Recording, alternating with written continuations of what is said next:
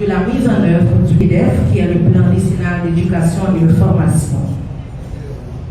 Cet atelier aujourd'hui auquel nous participons se veut être un atelier dynamique pouvant permettre d'évaluer la question de la formation technique et professionnelle en Haïti. Cette formation technique et professionnelle dont nous parlons joue un rôle fondamental, clé dans le développement de notre cher Haïti. Et justement, aujourd'hui, plus que jamais, elle doit constituer un levier stratégique. C'est la raison pour laquelle, aujourd'hui, l'INFP, le MEF, avec l'appui technique de l'UNESCO, organise son atelier thématique pouvant évaluer la mise en œuvre des applications liées à la formation technique et professionnelle dans le cadre de ce plan qui est le PDEF et de voir quelles recommandations possibles pour les 5 prochaines années à venir. C'est dans cet esprit que nous ouvrons à présent la partie officielle de notre atelier avec les allocutions respectives de l'INFP, du représentant de l'UNESCO et du directeur général du MEF. Mesdames, Messieurs, je vous invite d'entrée de jeu à accueillir le directeur général de l'INFP dans ses propos de bienvenue et de circonstance. Sous vos applaudissements. Général du ministère de l'Éducation nationale et de la formation professionnelle, Monsieur le représentant résident de l'UNESCO en Haïti, Messieurs les membres du cabinet de la direction générale de l'INFP, Messieurs et Dames représentants et représentantes de l'UNESCO, chers partenaires de la formation professionnelle, Mesdames et Messieurs, cadres et employés de l'INFP, Mesdames et Messieurs de la presse ici présents, chers invités, je vous remercie d'avoir répondu favorablement à cette invitation de l'INFP, quoique reçue tardivement par la plupart d'entre vous, et contretemps pour lesquels la direction générale s'excuse au nom des organisateurs de l'atelier. Votre présence ici témoigne une fois de plus de votre attachement à la cause combien noble qu'est l'éducation de notre jeunesse. Il s'agit du même coup d'un signal fort qui démontre que le ministère de l'Éducation nationale et de la formation professionnelle est ce arbre fruitier à plusieurs branches dont le fruit mûri pour lequel on doit tous œuvrer sans relâche est le citoyen haïtien de demain. Le citoyen haïtien bien formé et bien éduqué, conscient de ses droits et devoirs. Permettez-moi de vous souhaiter, mesdames et messieurs, en particulier ceux et celles venus participer à cet atelier de travail mis en place par le ministère et l'INFP, associé à l'UNESCO, dans le cadre de la mise en œuvre du plan décennal d'éducation et de formation 2020-2030. Bienvenue et bon travail. Cette initiative qui s'inscrit particulièrement dans le cadre de la revue sectorielle conjointe de l'éducation vise avant tout à vous informer sur les réalisations de l'institution de 2020 à nos jours par rapport aux engagements pris au début du PDEF, tout en interagissant avec les autres acteurs et partenaires du secteur pour dégager des perspectives prometteuses pour les 5 années restantes du programme. En vous recevant ici ce matin, j'inaugure au nom du ministère de l'Éducation nationale et de la formation professionnelle et de l'UNESCO les travaux de cet atelier thématique intitulé La formation technique et professionnelle d'Haïti, bilan et perspective au regard du PDEF 2020-2030. Je félicite l'équipe désignée de l'INFP qui ne s'est pas ménagée en dépit de l'environnement hostile dans lequel ses membres ont parfois travaillé en vue de rendre possible la tenue de l'atelier. C'est le travail souterrain, parfois ingrat, de beaucoup d'entre nous qui a permis d'aboutir à la tenue ce matin de cet atelier. Qu'il vous plaise, mesdames et messieurs, de les applaudir chaudement.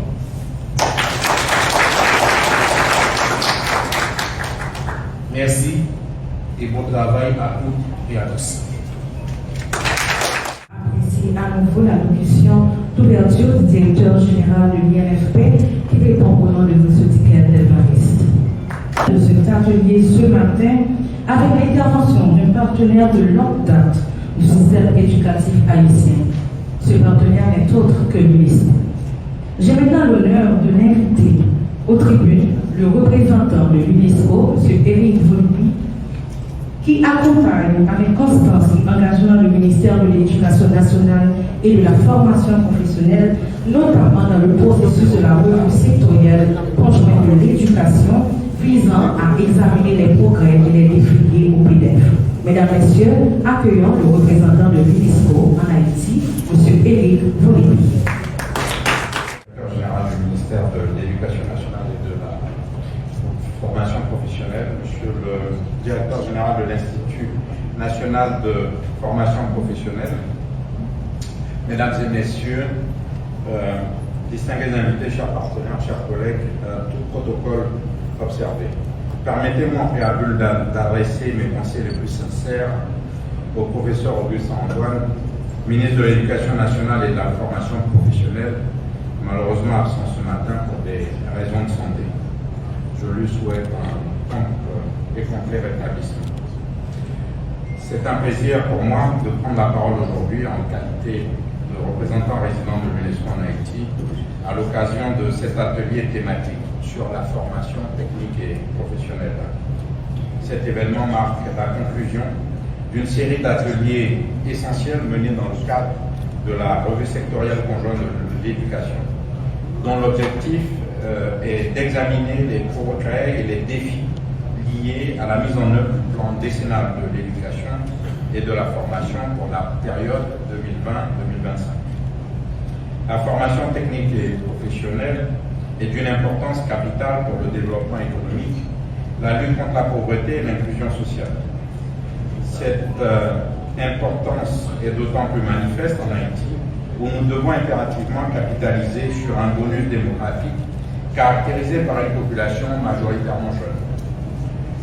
La formation technique et professionnelle doit permettre à cette jeunesse d'acquérir des compétences parfaitement adaptées aux exigences du marché du travail et aux opportunités entrepreneuriales afin de les rendre autonomes et innovants face aux défis contemporains. L'exercice qui nous réunit aujourd'hui constitue une étape cruciale dans l'application du PDEF et de la politique nationale de la formation technique et professionnelle. Il convient de souligner que cette revue sectorielle ne se limite pas à un simple rendez-vous technique ou à une formation institutionnelle. Il s'agit d'un processus de redevabilité mutuelle, d'une opportunité d'évaluer les avancées, d'analyser les obstacles rencontrés et d'explorer de nouvelles avenues pour garantir un accès universel à une formation technique et professionnelle de qualité. Ce processus doit également promouvoir des possibilités d'apprentissage et de professionnalisation tout au long de la vie. Cet atelier sur la formation technique et professionnelle occupe donc une place stratégique. Il répond à un besoin urgent et structurel dans un pays résilient et en quête de stabilité, où les questions de compétences pratiques, d'employabilité et d'insertion socio-économique sont absolument cruciales. Notre démarche d'aujourd'hui transcende le simple diagnostic de ce sous-secteur. Elle constitue un exercice de reddition des comptes à plusieurs voies, nous invitant collectivement à interroger nos politiques, nos pratiques et nos choix, mais aussi nos silences et nos hésitations. Il nous pousse à mesurer l'écart entre nos aspirations et nos réalisations, non pas dans une optique de blâme, mais pour en tirer des enseignements, ajuster nos actions et ainsi repenser la place de la formation technique et professionnelle au cœur de notre système éducatif, de manière cohérente et en renforçant les mécanismes de réponse aux attentes réelles du pays. Mesdames et messieurs, Les discussions et les conclusions que nous partagerons ici devront alimenter une vision renouvelée de la formation technique et professionnelle pour les 5 prochaines années. Nous devons repartir d'ici, non seulement avec une compréhension partagée de la situation actuelle, mais aussi avec un cap clair, des priorités fermement établies et une volonté commune d'agir. Le PDEF représente une feuille de route claire et ambitieuse pour le secteur éducatif en Haïti. Il doit intégrer et prendre en compte à juste titre la formation technique et professionnelle comme un pilier incontournable pour doter les jeunes des compétences pratiques et adaptées, indispensables à leur insertion professionnelle et à leur contribution au développement durable du pays. L'UNESCO réaffirme son engagement ferme et constant à accompagner Haïti dans cette noble ambition en apportant son expertise, son appui technique et le partage d'expériences d'autres nations pour le plein succès de cette démarche, à la fois rétrospective et prospective. À cet égard, je salue le travail accompli pour la tenue de cet exercice malgré les multiples contraintes par le ministère de l'Éducation nationale et de la formation professionnelle, l'Institut national de la formation professionnelle appuyé par les équipes techniques de l'UNESCO, sans oublier la coordination précieuse de l'ONAP et le soutien financier du Partenariat mondial de l'éducation. Je forme donc le vœu ardent que le ministère de l'Éducation nationale et de la formation professionnelle et le groupe local des partenaires de l'éducation s'approprient pleinement les mécanismes de la revue sectorielle. Il est essentiel de capitaliser sur les expériences que nous avons réalisées ensemble cette année, malgré les aléas de la conjoncture, afin de pérenniser cet exercice annuellement. Mesdames et messieurs, nous devons impérativement investir dans le développement des compétences, la productivité nationale et l'innovation. Cela permettra à chaque jeune, chaque adulte de trouver sa place dans l'économie réelle et de bâtir un avenir digne. Il est impératif que la formation technique et professionnelle ne soit plus perçue comme une option secondaire, mais bien comme une voie d'accès privilégié vers des perspectives réelles de croissance économique, de développement social et d'épanouissement individuel. Je vous remercie. L'UNESCO en Haïti. Mesdames, Messieurs, les collègues de la communauté éducative qui ont fait présence pour prendre part à cet atelier, les amis de la communauté éducative, Mesdames, Messieurs les représentants des partenaires techniques et financiers, les amis de la presse qui sont là avec nous pour cette couverture médiatique. Mesdames, Messieurs, comme je disais tantôt à des collègues de bureau, que le temps n'est plus sur le discours. Il faut passer de l'abstrait au concret. Voilà pourquoi, dans mon intervention, je vous demanderai de souffrir que je dise rapidement et 3 choses. La première chose, je voulais faire un petit rappel sur le plan décennal d'éducation et de formation 2020-2030, correspondant aux objectifs de développement durable. Dans ce plan décennal, il faut retenir 2 choses importantes. La première chose, c'est qu'il y a une structure organisationnelle regroupant le préscolaire, le fondamental des 3 cycles, c'est-à-dire de la première année à la 9e année fondamentale, le secondaire des filières, l'enseignement technique et professionnel pour laquelle la revue sectorielle nous réunit. Et ce matin, il y a aussi l'enseignement supérieur regroupant des universités publiques en région des universités privées, l'Université d'État d'Haïti et des instituts et écoles et supérieures. L'autre élément important au niveau du plan décennal d'éducation et de formation, c'est bien les axes d'intervention. On retrouve l'accès des enfants à l'école ou l'état de travail pour que tous les enfants qui sont en âge d'aller à l'école soient effectivement à l'école à un horizon pas lointain. Il y a la question aussi de la qualité d'enseignement, comme à Haute-Courtin, l'amélioration de la qualité d'enseignement avec deux pans. Un pan concernant l'efficacité interne et un autre pan concernant l'efficacité externe pour adresser les problèmes du marché du travail dans une perspective d'amélioration de l'adéquation formation. Pour que les gens que nous avons déversés sur le marché, leur formation devrait être en congruence avec les exigences du secteur moderne de production et de services. En ce sens, ce matin, je voulais attirer votre attention pour vous dire que nous travaillons sur une décantation en ce qui a trait au secondaire, des filières et la formation professionnelle. Et ce matin, j'étais avec le ministre, nous avons travaillé sur cette question-là, en dépit de son alignement, parce que le ministre, on sait déjà, puisque la presse avait écouté ça, c'est que le ministre a eu un accident touristique, il était tombé dans sa douche. Évidemment, cette vie était un petit peu fracturée, etc., pour lesquelles il devait faire une intervention chirurgicale.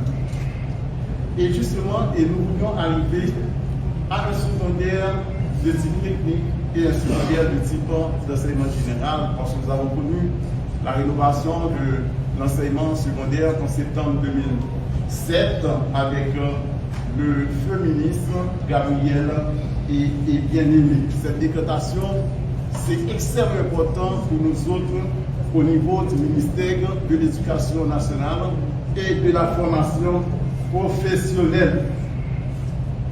Deuxième élément sur lequel je voulais attirer votre attention, c'est la planification de la rentrée scolaire, qui est un vaste chantier de la carte scolaire et de la carte éducative, puisque la question de la formation professionnelle et l'enseignement est supérieur. Évidemment, en octobre 2025, évidemment l'année 2025-2026, évidemment, nous voulions faire l'expérimentation de la filière d'enseignement technologique du secondaire. Évidemment, et le ministre a un certain penchant pour cette question-là et que nous travaillons pour dans quelle mesure on peut venir avec et la question test hier, d'accord, la question de théorie que nous allons avoir quand même avec les collègues de l'INFP en ce qui a trait au catalogue et du cours, et question testière, question industrielle et question de développement rural dans une perspective de mise en place de lycée agricole que nous sommes en train de faire l'expérience du côté du sud. Et nous avons aussi un grand centre professionnel qui a été implanté du côté du sud, financé par la coopération brésilienne, d'accord, le Brésil, et que j'aurais aimé que l'Institut national de formation fasse une intervention et pour ce centre professionnel, nous ne voulions pas que ce centre devienne un éléphant blanc et que ce centre a été construit à un financement de quelques 18 millions de dollars américains. Il ne faut pas qu'on laisse ce centre fonctionne et n'importe comment, ce n'est pas tout à fait intéressant. J'aurais aimé que le directeur de l'INFP, en concertation avec nous autres, le ministère de l'Éducation, pour lesquelles mesures ont pu faire une intervention valable pour ce centre professionnel. C'est pour nous discuter.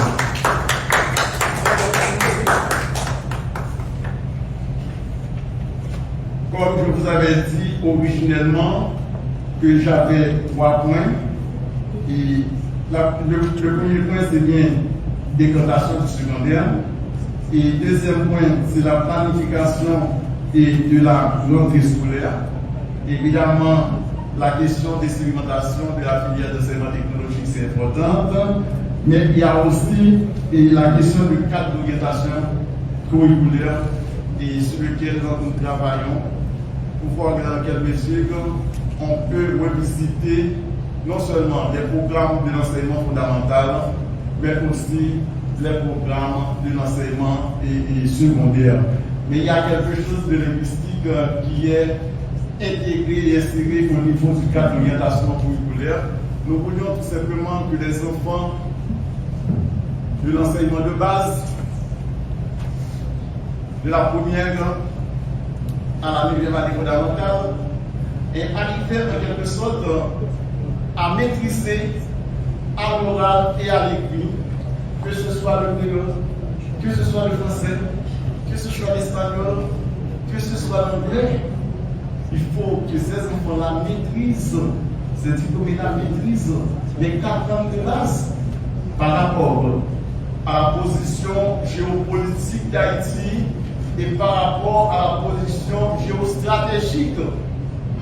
Même si nous sommes un pays francophone, mais il ne faut pas oublier que nous vivons dans une ambiance anglophone et dans un vaste domaine, et je dirais hispanique, hispanophone, etc. Voilà pourquoi nous autres du ministère de l'Éducation, nous travaillons pour que tous les diplômés, que ce soit de l'année fondamentale, que ce soit nouveau secondaire 4, une fois les l'école, et puissent maîtriser ces 4 langues. C'est lorsqu'on a voyagé, lorsqu'on se déplace, pour voir l'importance de la question de langue.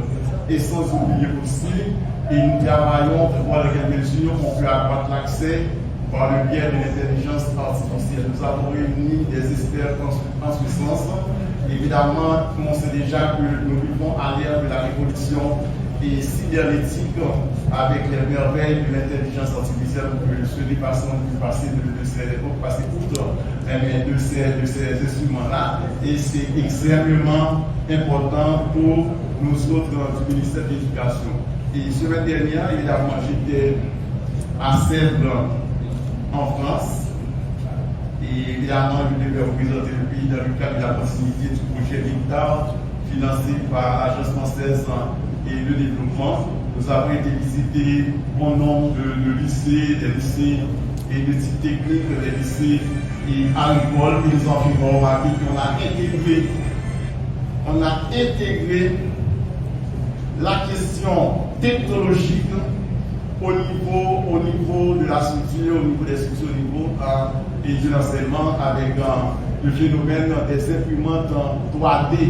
On aura à venir avec ça parce que au niveau du secondaire de ces pays-là, les lycées de type secondaire, de type technique, eh bien, on donne une importance considérable à la question de technologie via l'intelligence artificielle. Troisième élément pour terminer, mesdames et messieurs, comme je vous avais dit tantôt, ça n'est pas possible. Le temps vraiment n'est plus sur notre discours. Nous autres, Haïti, nous avons raté le train de la modernité. Il faut voir dans quelle mesure on ne peut pas rater le train de la technologie à l'ère de la révolution cybernétique marquée par l'IA. Et il faut, le troisième élément, c'est bien la question de financement international.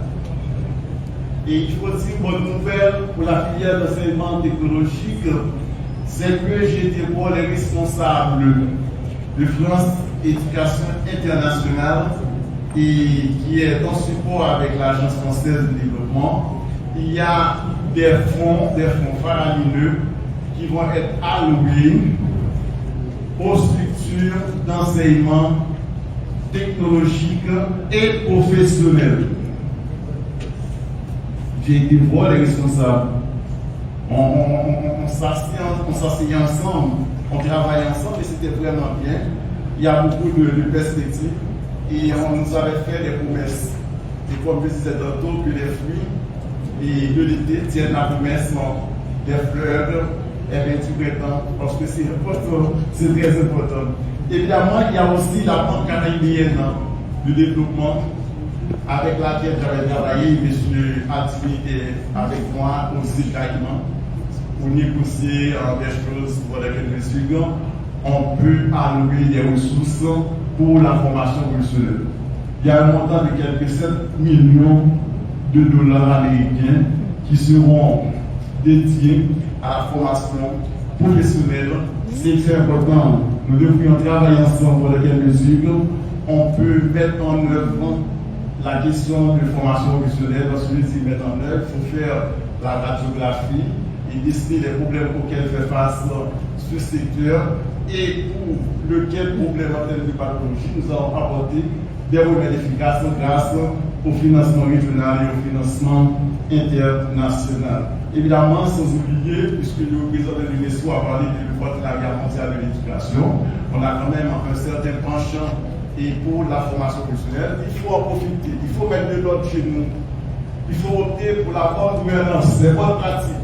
Parce que toute chose restant égale par ailleurs. S'il n'y a pas de bonne gouvernance, on ne peut pas arriver à l'amélioration et même l'efficacité de la formation professionnelle. Ce n'est pas une problème de ressources qui va nous retenir, c'est plutôt une question de gestion, une question de pilotage et une question d'administration.